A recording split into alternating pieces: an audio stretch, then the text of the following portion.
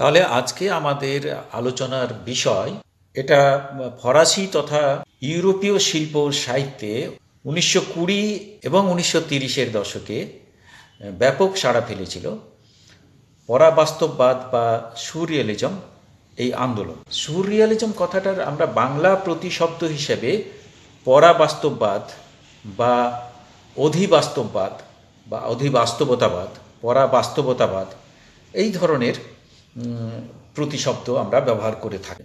সুরিয়ালিজমের উদ্ভব ডাডাবাদীর থেকে। অন্যতম ডাডাবাদী কবি আন্দ্রে ব্রেতো 1924 খ্রিস্টাব্দে প্রকাশ করেছিলেন ম্যানিফেস্টো দ্য সুরিয়ালিজম, অর্থাৎ পরাবাস্তববাদের ইস্তাহার। দুটি পরবর্তী ইস্তাহার বেরিয়েছিল 1930 এবং 1934-এ। এর আগে অবশ্য 1917-তে কবি গিয়ম আপোলোনিয়ের সুররিয়ালিজ শব্দটি ব্যবহার করেছিলেন বাস্তবের সীমা অতিক্রম করার যে প্রয়াস সেটাকে বোঝাতে। যুক্তির অনুশাসনের বাইরে যে এক মগ্ন চৈতন্যের অধিবাস্তব জগৎ রয়েছে, সেইখানে অবগাহন করে তার অতল রহস্যকে যথাযথভাবে উদ্ঘাটিত করাই ছিল সুররিয়ালিস্ট আন্দোলনের লক্ষ্য। তো তার আগে আমরা আরেকটা জিনিস জেনে নিই। ফরাসি কবি আন্দ্রে ব্রেতো এই মতবাদের প্রবর্তক এবং মুখপাত্র। এটা বলা হচ্ছে মনস্তত্ত্বের ছাত্র ব্রেতো ডাডাবাদের বলগাহীন ভাঙচুর থেকে সরে গিয়ে ফ্রয়েডীয় মনোবিকলন তত্ত্বকে শিল্প সাহিত্যে প্রয়োগ করেন।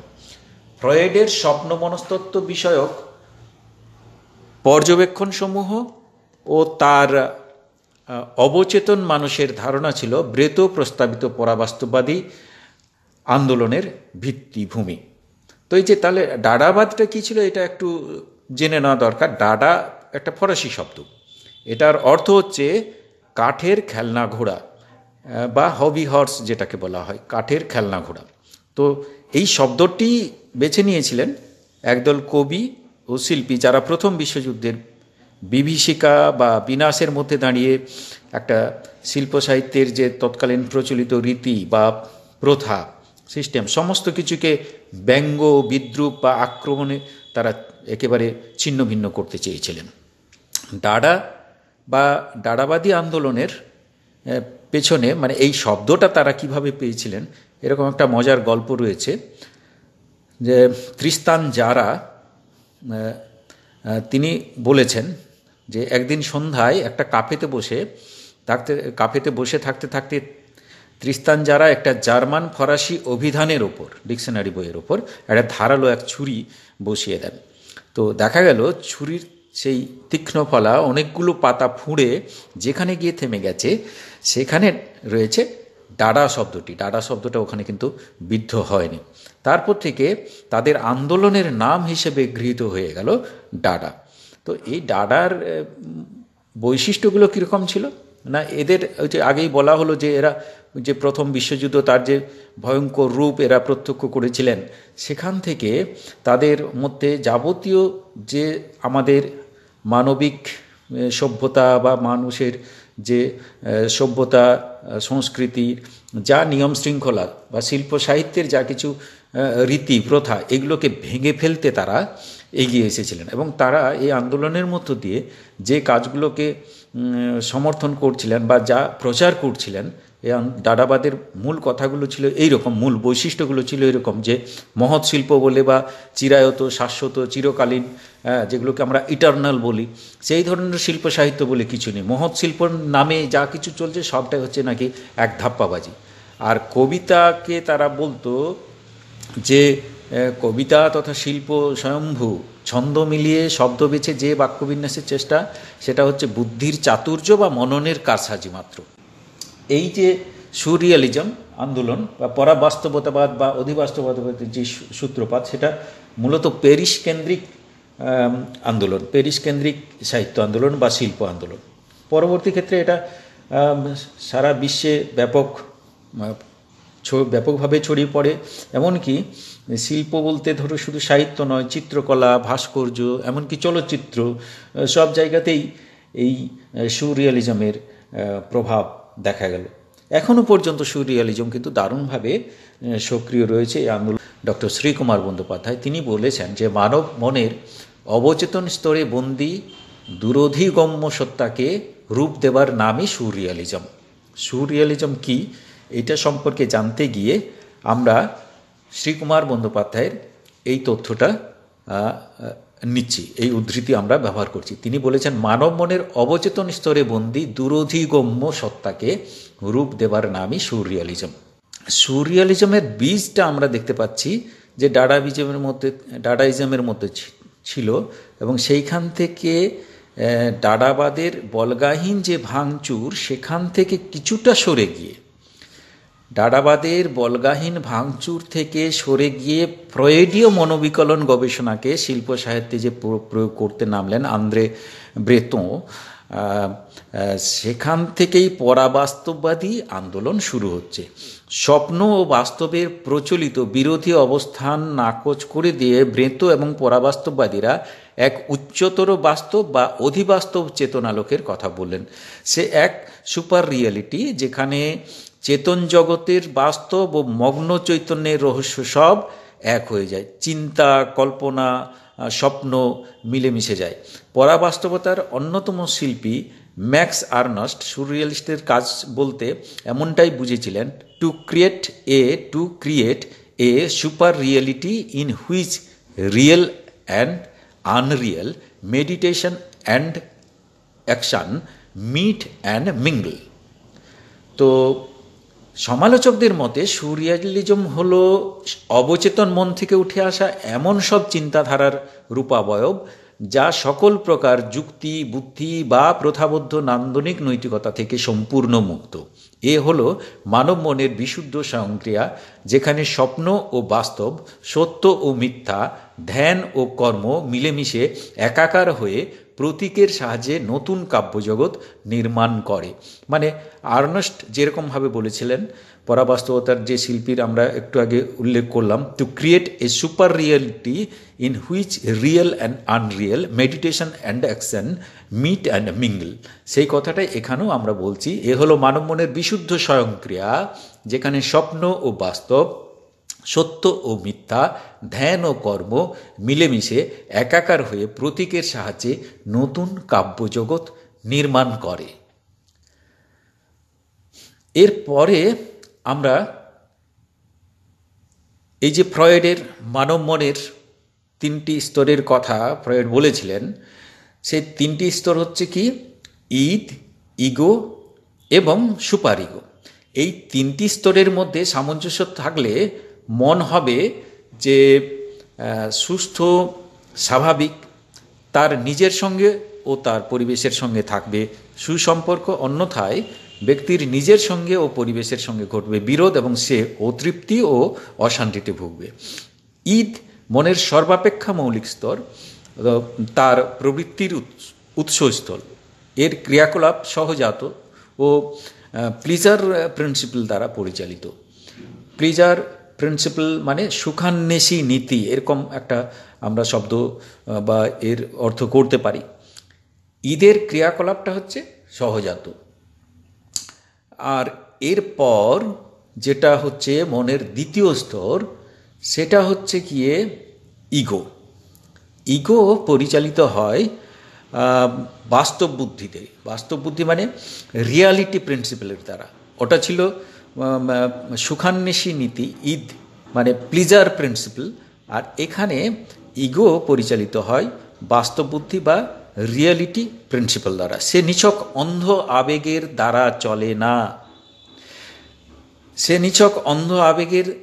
দ্বারা চলে না, বরং সে ঈদকে নিয়ন্ত্রিত করে বিচার বুদ্ধির সাহায্যে। তবে যখন ইগো বিচার বুদ্ধি দিয়ে বাস্তবের সব সমস্যা ও বাধা দূর করতে পারে না, তখন সে কল্পনার আশ্রয় নেয় এবং তা থেকে জন্ম নেয় কাব্য, সাহিত্য ইত্যাদি। এরপরে আমরা বলবো তৃতীয় স্তরের কথা, যেটা ফ্রয়েড বলেছেন, সুপার ইগো। সুপার ইগো হলো আসলে সমাজের নৈতিক বুদ্ধি, বিবেক ও আদর্শবোধের সমন্বয়ে গড়ে ওঠা এক গঠনাত্মক প্রেরণা। তো ফ্রয়েডের এই মনস্তত্ত্ববিদ্যাকে আধুনিকতাবাদী শিল্প সাহিত্য আন্দোলনে ব্যবহার করা হয়েছে। সুরিয়ালিজম ও ফ্রয়েড বর্ণিত ঈদ বা মগ্ন চৈতন্যের জগৎকে শিল্প সাহিত্যে প্রতিফলিত করতে চেয়েছিল। ঈদ বা অবচেতন মানুষ শত উদ্ভূত, আপনা আপনি স্পন্টেনিয়াসলি এর উদ্ভব হয় ও সচেতন ইচ্ছা অনিচ্ছা নিরপেক্ষ, এবং এই অবচেতন মানুষকে আভাসিত করতে স্বতঃস্ফূর্ত যুক্তি শৃঙ্খলামুক্ত এক স্বয়ংক্রিয় পদ্ধতি প্রয়োজন। পরাবাস্তবতার মূল প্রক্রিয়াকে তাই বলা হয় সাইকোলজিক্যাল অটোমেটিজম। ব্রেতো মানবসত্তাকে ফ্রয়েডীয় মনোবিজ্ঞানের আলোকে এইভাবে বিবৃত বললেন যে সত্তা হলো যাবতীয় স্বপ্ন সৃষ্টি সম্ভাবনার স্বল্পতম অন্ধকার, যেখানে মানুষের চিরন্তন রূপকল্প মিথ ও তার মৌল প্রতীক খুব নিঃশব্দে কাজ করে। ফ্রয়েডের স্বপ্নতত্ত্ব ছিল পরাবাস্তবতার মূল আধার। ফ্রয়েডের অনুসরণে সুরিয়ালিস্টরা বললেন যে স্বপ্নে যেমন অর্ধচেতন ও অবচেতনের জগৎ ধরা পড়ে এলোমেলো চিত্র ও কল্পনায়, তেমনি কবিতা ও ছবি যদি প্রকৃত বাস্তবকে প্রকাশ করতে চায় তো তাকেও চেতন মনের যুক্তি পারম্পর্য নিরপেক্ষভাবে হতে হবে শতব্যক্ত রচনা বা অটোমেটিক রাইটিং। ফলে কবিতা তথা শিল্পের আঙ্গিক ও চেহারা গেল পাল্টে। তো তারা ভাষা অগ্রাহ্য করল ব্যাকরণ শৃঙ্খলাকে, শব্দ ও চিত্রকল্পের ব্যবহারে যুক্তি নির্ভরতার অবসান ঘটানো হলো। কার্যকারণ সূত্রে গ্রথিত পারম্পর্য বা লজিক্যাল সিকোয়েন্স আর দরকার পড়ল না। পরাবাস্তববাদীরা বললেন যে জাগ্রত ও সচেতন চিন্তা যখন শিথিল হয় তখনই মগ্ন চৈতন্য থেকে আমাদের অন্তরে শিশুরা ও পশুরা জেগে উঠে মনের রাজ্যে আধিপত্য করে। তো আমাদের মনের যে অবচেতন স্তর আমরা কিছুতেই ধরতে পারি না, বুঝতে পারি না, যেখানে যুক্তি বুদ্ধি বিচার বিবেচনা কাজ করতে পারে না, যার কাজকর্মের মানে বোঝা যায় না, যেন সব এলোমেলো ও বিপর্যস্ত বলে মনে হয়, অথচ তা স্বয়ংক্রিয়, তা কারো ইচ্ছার অনিচ্ছার বশীভূত নয়। ফ্রয়েড একেই বলেছেন ঈদ বা মগ্ন চৈতন্য। তো এই মগ্ন চৈতন্য সচেতন চিন্তা যখন শিথিল হচ্ছে তখন এই মগ্ন চৈতন্য আমাদের অন্তরের চৈতন্য থেকে আমাদের অন্তরের শিশু বা পশুও বলা হচ্ছে, এটা জেগে ওঠে এবং মনের রাজ্যে আধিপত্য করে। তো যাই হোক, এই মগ্ন চৈতন্য বা অবচেতন মনের মধ্যে যে অনন্ত রহস্য ও অপার বিস্ময় বন্দী হয়ে আছে, সাহিত্যে তাকে রূপ দেবার রীতিটির নাম হচ্ছে সুরিয়ালিজম। তো সুরিয়ালিস্ট আন্দোলনের যারা শিল্পী সাহিত্যিক কবি তারা কি চেষ্টা করলেন, তারা আমাদের মনের যে সেই রাজ্য অবচেতন মনের যে কি বলবো অবচেতন মনের সেই অংশ, সেই মনের গহনের চিন্তাকে যা আদিম অবাধ ও কৃত্রিম, সেই স্বপ্নলোককে রূপায়িত করতে তারা প্রয়াসী হয়েছিলেন। স্বপ্নের মতোই প্রতীকের মাধ্যমে মগ্ন চৈতন্যকে প্রতিফলিত করতে চাইলেন সুরিয়ালিস্ট কবি ও শিল্পীরা। তো যুক্তির পরিবর্তে আবেগই হলো প্রতীক এবং চিত্রকল্পসমূহের যোগসূত্র। স্বপ্নের মতোই একটি প্রতীক বা ছবি চকিতে সরিয়ে দিল অন্য আরেকটিকে, অনুষঙ্গ ইঙ্গিত তৈরি করলো অর্থময়তা। রিপ্লেসমেন্ট ও অ্যাম্বিগুইটি হলো পরাবাস্তবতার আসল লক্ষণ বা মূল লক্ষণ।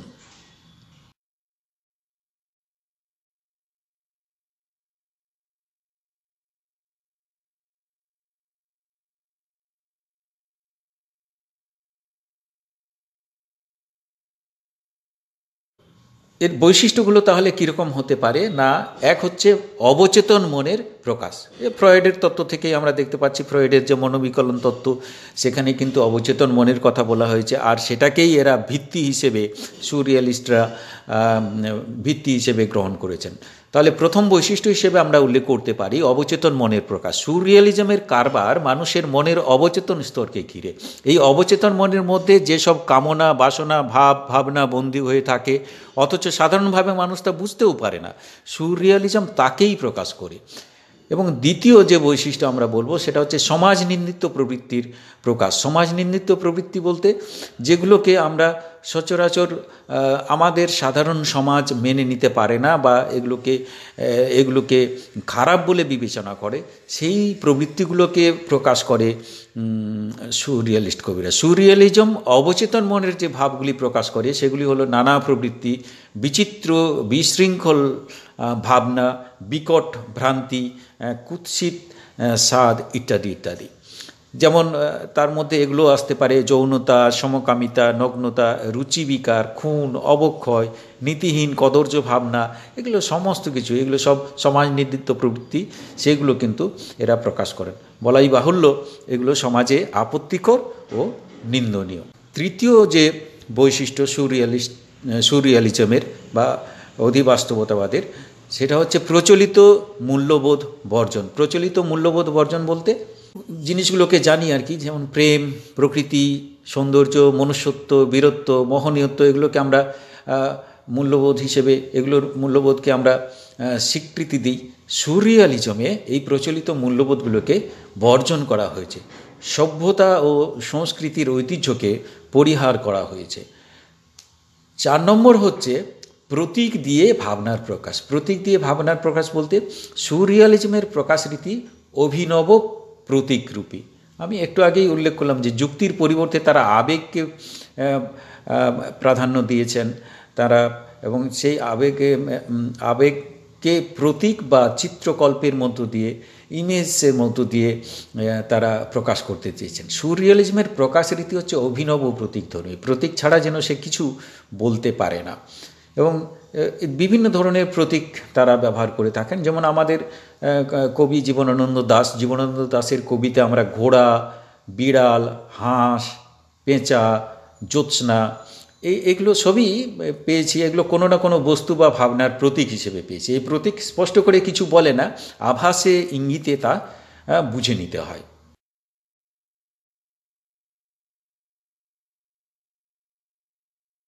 শব্দ ব্যবহারের দিক 5 নম্বর বৈশিষ্ট্য। শব্দ ব্যবহারের দিক বলতে সুরিয়ালিজমে থাকে খুশি মতো শব্দের ব্যবহার। সেখানে গদ্য পদ্যের মিশ্রণ আছে, স্ল্যাং আছে, চমক সৃষ্টিকারী শব্দ বা আবিধানিক বা অপ্রচলিত শব্দ, এগুলো সবই আছে। শব্দের ব্যবহারে কোনো বাছবিচার দেখা যায় না সুরিয়ালিজমের মধ্যে। দুর্বোধ্য রচনা কীরকম? ভাবে, ভাষায়, আঙ্গিকে সুরিয়ালিজম মতবাদের কবিতা বা শিল্প সাহিত্য বা চলচ্চিত্র হতে পারে পাঠক বা দর্শকের কাছে খুবই দুর্বোধ্য। এর অর্থ বের করতে পাঠকের ঘাম ছুটে যায়। অনেক সময় এইসব কবিতা অবাস্তব, বিকৃত বা অসংলগ্ন প্রলাপ বলে মনে হয়। ফ্রয়েডীয় তত্ত্বের উপর ভিত্তি, এটা শুরুতেই বলা হলো, আবারও বলা হচ্ছে, ফ্রয়েডীয় তত্ত্বের ওপরে কিন্তু সুরিয়ালিজম দাঁড়িয়ে আছে। সুরিয়ালিজমের মূলে আছে ফ্রয়েডের স্বপ্নতত্ত্ব। স্বপ্নে যেমন অবচেতন মনের জগৎ ধরা পড়ে এবং সে জগৎটা হয় এলোমেলো, বিশৃঙ্খল বা বিকৃত ভাবনায় ভরপুর, যুক্তিহীন, বিবেকহীন চিন্তায় পূর্ণ। সুরিয়ালিজম যেন তারই কাব্যরূপ। স্বপ্নের ভিতরে বুঝি ফাল্গুনের জ্যোৎস্নার ভিতরে দেখিলাম, পলাশের বনে খেলা করে হরিণেরা, রূপালী চাঁদের হাত শিশিরে পাতায়, বাতাস ঝাড়িছে ডানা, মুক্তা ঝরে যায়।